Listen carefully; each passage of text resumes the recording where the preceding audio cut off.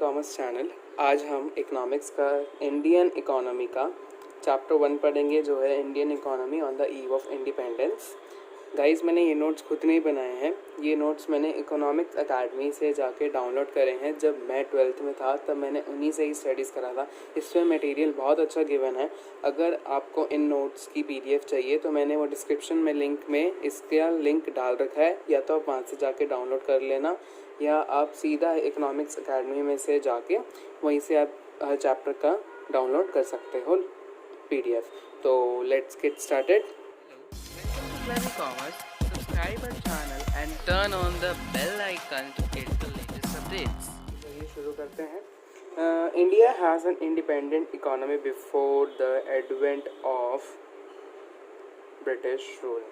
आपको अगर मैं बता दूं कि इंडिया का इंडिपेंडेंस मतलब इंडिपेंडेंस होने से पहले वो ब्रिटिश रूल के अंडर एक्सप्लॉयटेड थी, जिसमें तीनों सेक्टर्स हमारे एक्सप्लॉयटेड हुए थे ब्रिटिश गवर्नमेंट के थ्रू। हमारे 3 सेक्टर्स कौन से हैं जो आपको पता ही है? Public sector, primary, secondary and territory sector. तो ये कैसे हुआ था? सबसे पहले तो देखो, अगर हम प्राइमरी सेक्टर की बात करें तो प्राइमरी सेक्टर में हमारा कौन सा रोल आता है? हमारा एग्रीकल्चर। तो हमने इसको क्या नाम दे दिया था? Agriculture sector. India economy under the British control remain fundamentally agrarian, कि जितना भी हमारे पास रेवेन्यू आता था, जैसे ज़मींदारी सिस्टम था उस टाइम पे, तो वो सारा एक्सप्लॉइट कर दिया जाता था ब्रिटिश गवर्नमेंट का। जैसे अगर एक मूवी आपने देखी होगी लगान, नहीं देखी तो वहाँ जाके देखना। वहाँ पे भी क्या होता है कि वहाँ पे मतलब एक दाने देने पर, मतलब एक किस्म से उनको फूड ग्रेन्स देने पड़ते हैं, बनाया नहीं, रॉ जैसे ग्रेन्स वगैरह हो ना, पल्सेस वगैरह होगी, वो देनी पड़ती है।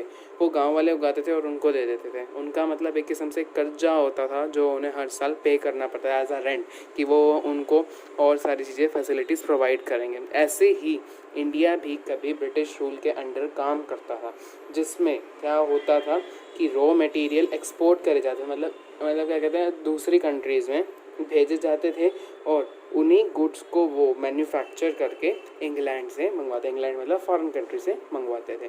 तो अब आते हैं हम अपने कि इसमें क्या एग्रीकल्चर सेक्टर में कौन सी ऐसी चीज़ें थी जो एक्सप्लॉयट कर दी गई थी ब्रिटिश रूल के through. Zamindars were declared as owner of the soils, कि जितने भी ज़मींदार थे वहाँ पे, जितने भी जो मतलब ज़मींदार मतलब जो क्या कहते हैं, ज़मींदार, आपको पता ही है हिंदी में क्या होता है। तो उनको एक ऑनर्स घोषित कर दिया गया था, जिसमें से उनको एक ब्रिटिश गवर्नमेंट को एक कुछ अमाउंट पे करना पड़ता था एज अ लैंड रिवेन्यू के तौर पे। तो जिससे क्या होता था, मतलब उनके पास बचता नहीं था। उसके बाद आता है कि जो हमारे टिलर्स थे, जो मतलब वहाँ पे सॉइल जो कल्टीवेट करते थे सॉइल को, जो मतलब वहाँ पे जाके खेती बाड़ी करते थे, उनका क्या होता था वहाँ पे, उनको बस सिंपल छोटा सा मतलब एक मिनिमम कुछ रॉ मटेरियल्स या मतलब एक किस्म से लगा लो कुछ अमाउंट मिलता था जो सर्वाइवल के लिए उनके लिए था, और उनके पास कोई भी इन्वेस्टमेंट करने के लिए पैसा नहीं था। और उसके बाद क्या हुआ था कि जितना भी लैंड रेवेन्यू है, जितने भी जो ज़मींदार हैं जिनको मतलब फ़िक्स पे करना पड़ता था अमाउंट, उनके लिए क्या होता था कि वो तो अपनी लग्जरीज लाइफ जी, क्योंकि उनको तो मतलब बिना कुछ करे कमाए मिल रहा है, तो इसलिए क्या होता था, उनके लिए लग्जरीज मिलती थी, जिसमें से जो कल्टीवेटर्स हैं उनको कुछ भी नहीं मिलता था। तो ये था हमारे पास कि जो एग्रीकल्चर सेक्टर में कितने लोगों को परेशानी हुई थी। ज़मींदार थे जो सबसे ऑनर्स थे, कल्टीवेटर जो सॉइल का कल्टीवेटर था, ऑनर था सॉरी, वो होते हैं ज़मींदार, लेकिन उनको कुछ पे अमाउंट करना पड़ता था ब्रिटिश गवर्नमेंट को, जिससे वो अपनी लग्जरीज लाइफ जी सकते थे। और जो टेलर्स मतलब जो एक्चुअल में कल्टीवेट करते हैं सॉइल को, उनकी ज़मीन पे वो क्या होते हैं? टिलर्स ऑफ द सॉइल, जिनके पास कोई भी इन्वेस्टमेंट करने के लिए सरप्लस नहीं बचता था। उसके बाद आते हैं हमारे पास इसके फीचर्स क्या क्या थे of the Indian economy in the agriculture sector. सबसे पहला आपके पास आता है, अगर आपने ये 3 चीज़ें पढ़ ली कि कौन कौन सी एक्सप्लॉइट हुई थी वो चीज़ें वहाँ पे। अब उसके से रिलेटेड सबसे पहला क्या आता है हमारे पास? Law productivity.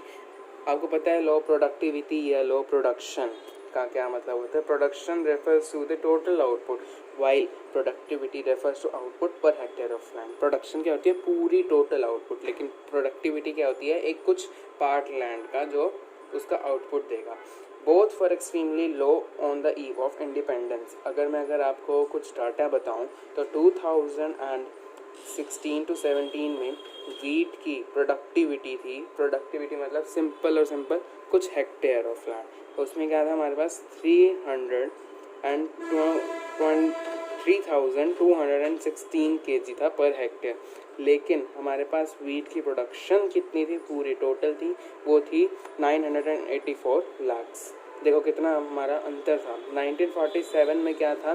वीट की प्रोडक्टिविटी थी 660 सॉरी, एंड वीट की प्रोडक्शन थी हमारे पास 64 लाख। Simple and simple. तो आप ये वाला डाटा लिख सकते हैं, उसकी मैं बता दूंगा।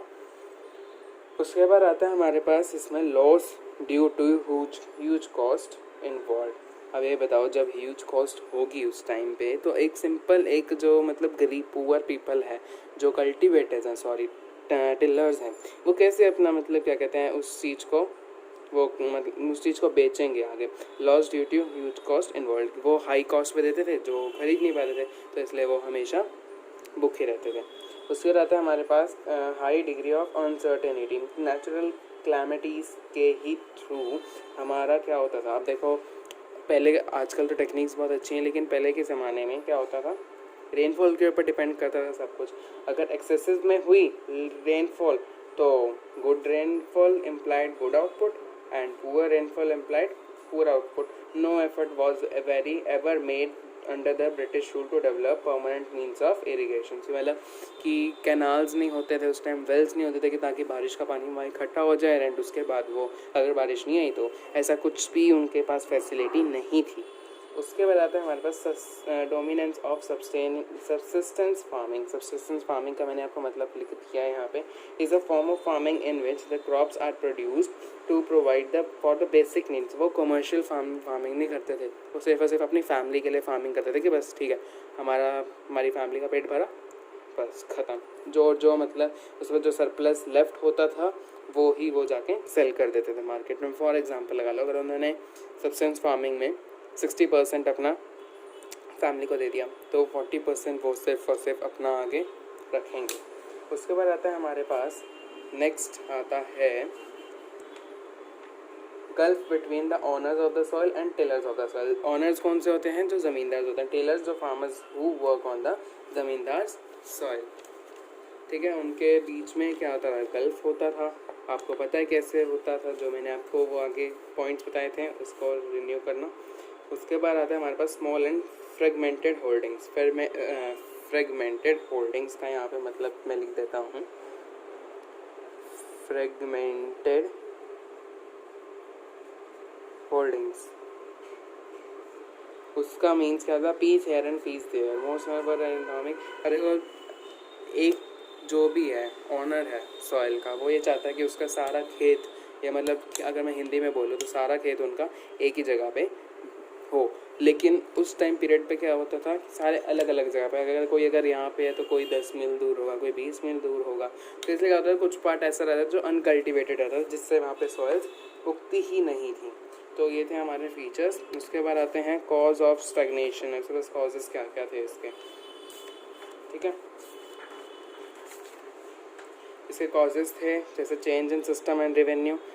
जब सिस्टम चेंज हुआ, उसके बाद commercialisation of main cause work. Industrial revolution जब आ गया, इंडस्ट्रीज़ बन गई तो एग्रीकल्चर का काम हो गया काम। उसके बाद है कमर्शियल पॉलिसी ऑफ, अब जब कमर्शियल पॉलिसी बनी तो एग्रीकल्चर का काम ज़्यादा बढ़ गया एक ही दम से। Increase in foreign trade, foreign में जाता था। Payment of land revenue in cash, use of money, ये सारे कुछ थे हमारे पास जिनसे प्रॉब्लम क्रिएट हुई थी। नेक्स्ट आता है हमारे पास इंडस्ट्रियल वाला सेक्टर वाला पार्ट, कि इंडस्ट्री सेक्टर्स में क्या होता था। इंडस्ट्री सेक्टर में क्या होता था? इसमें एक ऐसी टर्म आएगी जो आपको 1 मार्क्स में पूछी जा सकती है, वो है सिस्टमैटिक डी इंडस्ट्रियलाइजेशन। इसका मतलब क्या है? It is the term that describe the status of the industrial sector during the British rule. ये दो चीज़ें इम्प्लाई करता था, एक तो decay of world famous traditional handicrafts industries की, मतलब जितने भी हैंडीक्राफ्ट थे, जो मतलब हैंडमेड प्रोडक्ट्स थे, उनका डिके कर देना, और दूसरा था slow growth of modern industry की, मॉडर्न इंडस्ट्री की स्लो ग्रोथ करनी है। उसके बाद हमारे पास जो डीके था, उसके जो डीके ऑफ हैंडीक्राफ्ट इंडस्ट्री था, उसके अंदर हमारे पास कौन कौन से एक किस्म से पॉइंट्स थे जो नोट करने गए थे। सबसे पहला था हमारे पास इंट्रोडक्शन ऑफ डिस्क्रिमिनेटरी तारीफ पॉलिसी। तारीफ पॉलिसीज़ में दो चीज़ें आई थी हमारे पास। सबसे पहली चीज़ थी free export of raw materials from India,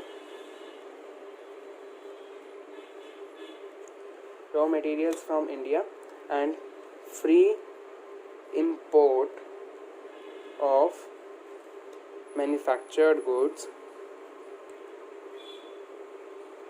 to India।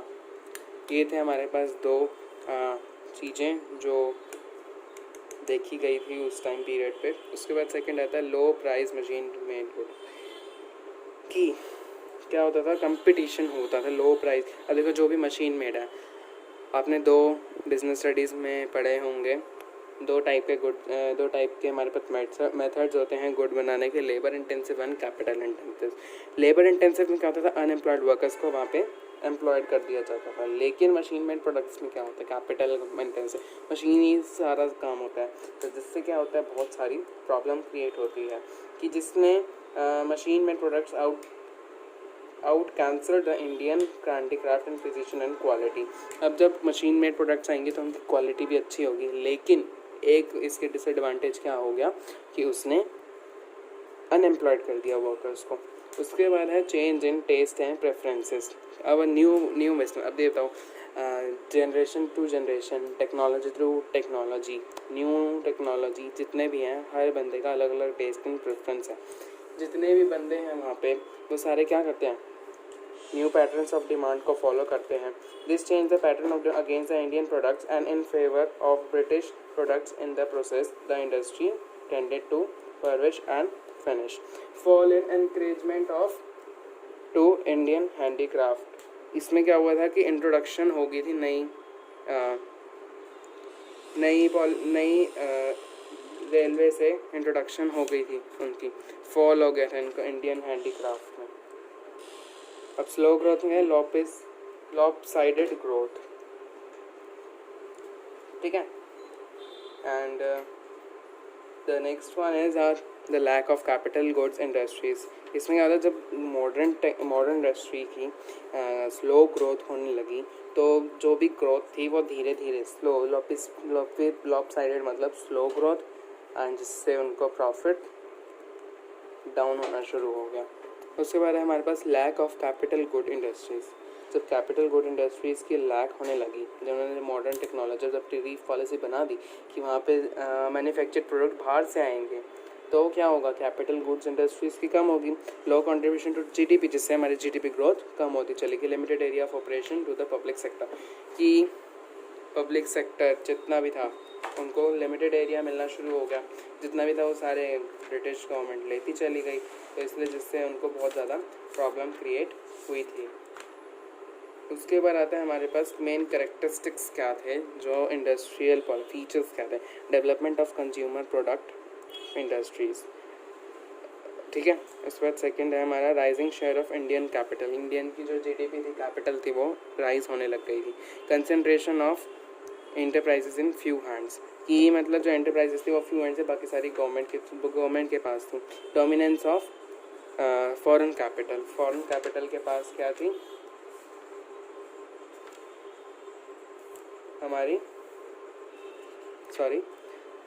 Dominance of foreign capital, कि जितने भी फॉरेन कैपिटल थी उनकी कम होती चली गई थी।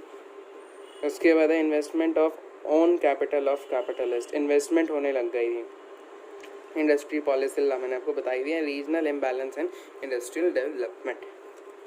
तो यही थे आपके main features industrial sector and agriculture sector के। अभी ये इंट्रोडक्शन है, इसका आगे ब्रीफ में हम आगे पढ़ेंगे। तो गाइस यही थे आपके 2 सेक्टर। तीसरा सेक्टर जो हमारा है टेरिटरी सेक्टर, फॉरेन सेक्टर, वो हम कल पढ़ेंगे। तो thank you, have a nice day, please subscribe my channel. If you have any query please DM me on Instagram. मैं आपको फिर से बता रहा हूँ, ये मैंने नोट्स इकोनॉमिक्स अकेडमी से ही डाउनलोड करे हैं जब I was in the 12th। तो आप वहाँ से जाके, अगर आपने ये वाले नोट्स चाहिए तो मैंने इसका PDF मैंने आपको डिस्क्रिप्शन में दे रखा है। अगर आपको सीधा डायरेक्ट नोट्स चाहिए तो आप वहाँ पे इकोनॉमिक्स अकेडमी में जाके आप वहाँ से डाउनलोड कर सकते हैं। ये नोट्स आपको बहुत ज़्यादा हेल्प करेगा। Thank you.